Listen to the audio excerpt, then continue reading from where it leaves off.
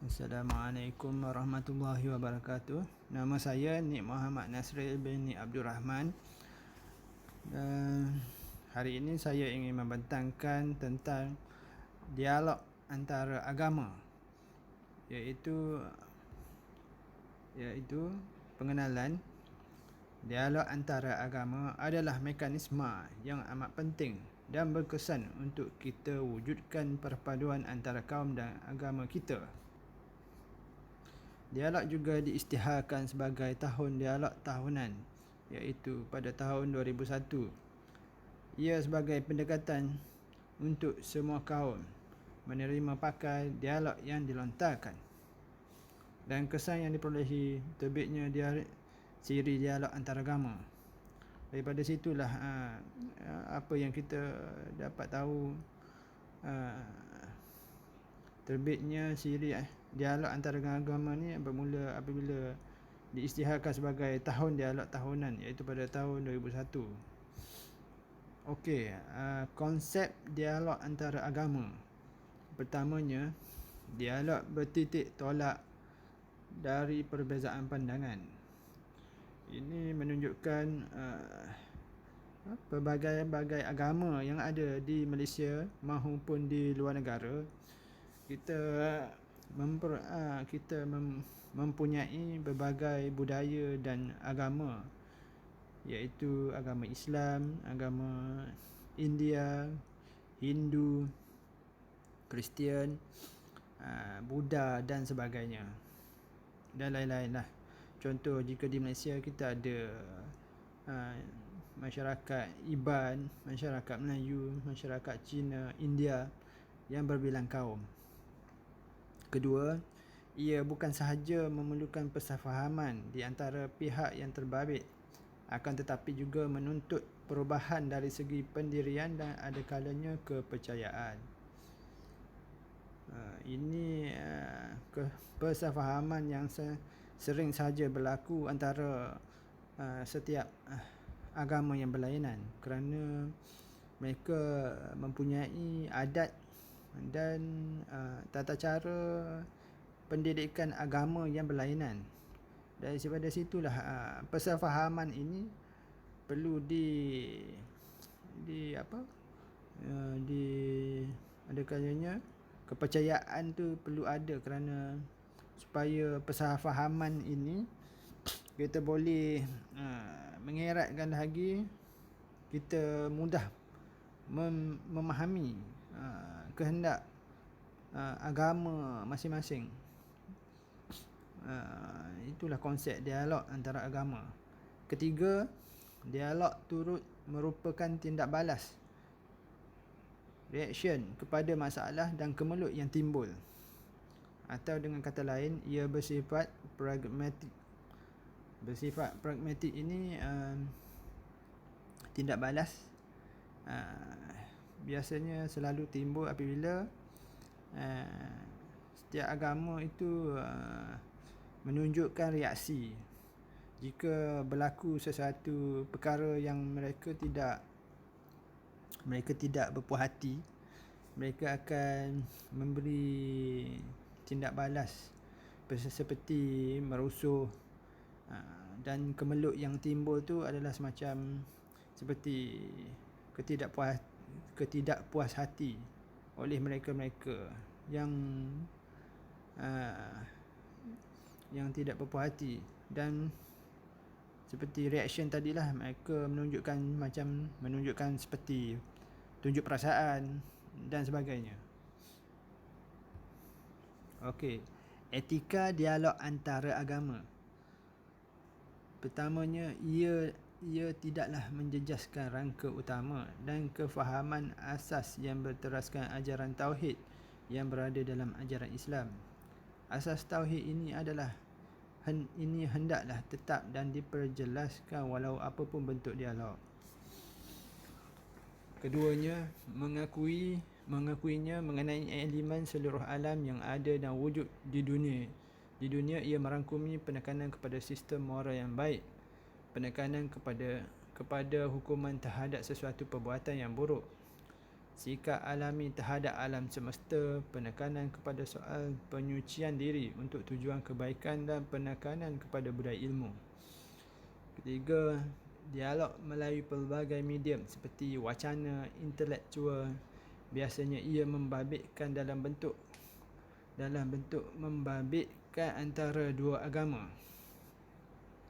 Di sini dialog juga bukan sahaja terbatas dengan percakapan, namun jika ada sesuatu dialog yang timbul, ada program-program dialog antara agama, mereka juga boleh menggunakan medium perantaraan seperti wacana intelektual, seperti di kaca televisyen ataupun medium-medium perantaraan yang lain seperti radio. Seterusnya, isu-isu lain.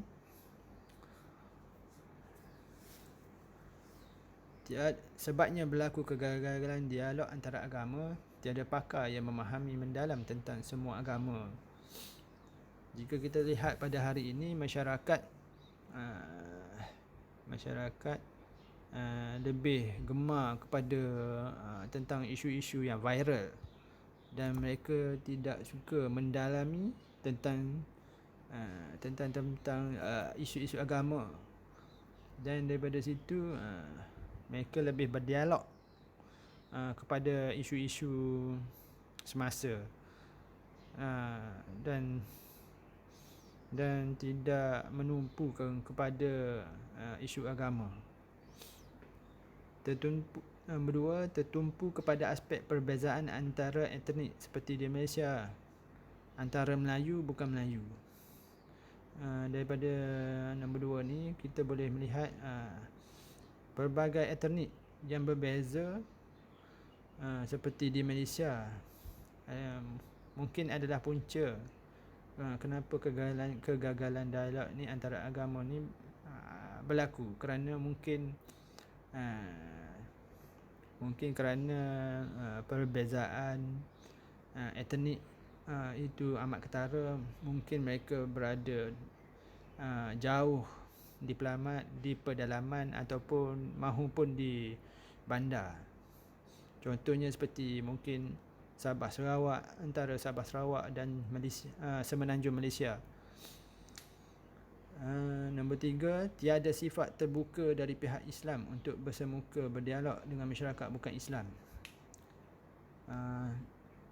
Tiada sifat terbuka ini, pihak Islam kebanyakan mungkin kurang berdialog dengan masyarakat bukan Islam. Mungkin faktor-faktor disebabkan etnik itu tadi sendiri, ataupun kaum, biasanya masyarakat Islam ni adalah tergolong dalam golongan orang Melayu, dan mereka mungkin tidak bergaul dengan bangsa-bangsa lain.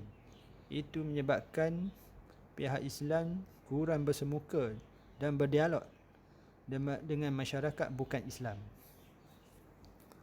Seterusnya, prospek dialog antara agama. Bentuk perhubungan melalui alam cyber. Bentuk perhubungan melalui alam cyber ini adalah melalui seperti medium-medium seperti Facebook, internet, TV, radio dan sebagainya. Nombor dua, melalui buku dan laman web. Melalui buku dan laman web ini, biasanya dialog ni akan dipeteri di dalam buku ataupun di laman web, supaya golongan lain boleh membacanya tentang isu-isu yang dibahaskan dan didialogkan sebelum ini. Dan seterusnya, penutup. Kesimpulannya, sebagai jambatan untuk membina keharmonian antara kaum dalam konteks masyarakat Malaysia adalah melalui dialog antara agama. banyak kelemahan yang perlu diperbaiki bersama oleh kedua-dua pihak pendialog daripada penganut Islam dan bukan Islam. Dialog antara agama membawa kepada pertelingkahan pada mula, namun setelah diperbaiki dan diperhalusi, percakapan isu-isu agama, dialog antara agama ini semakin baik. Ini menunjukkan bahawanya pada kesimpulan yang saya fahami, dialog antara agama ini boleh bukanlah membawa kepada pertelingkahan, namun dia lebih kepada persefahaman dan lebih kepada membaik boleh dan memperbaiki, memperhalusi isu-isu tentang agama. Contohnya saya bagi seperti Malaysia, contoh undang-undang. Undang-undang juga ada berkait rapat dengan isu-isu agama, dialog isu-isu agama, seperti seperti naik motor, sing, yang kebiasaan orang tengok sing tidak memakai helmet, topi keledar. Namun disebabkan adanya dialog antara agama ini, mereka memberitahu, membahaskan kenapa mereka perlunya tidak memakai helmet semasa membawa motosikal. Dan daripada situ semua pihak mendapat satu persefahaman kerana isu-isu yang dibahaskan, diterangkan, boleh kita boleh, semua pihak boleh menerima pakai, menerima kenapa undang-undang itu perlu, kebiasaannya perlu perlu dibenarkan. Sampai di sini saja perbincangan saya tentang dialog antara agama kepada pertelingkahan ataupun kepada kebaikan. Sekian, terima kasih.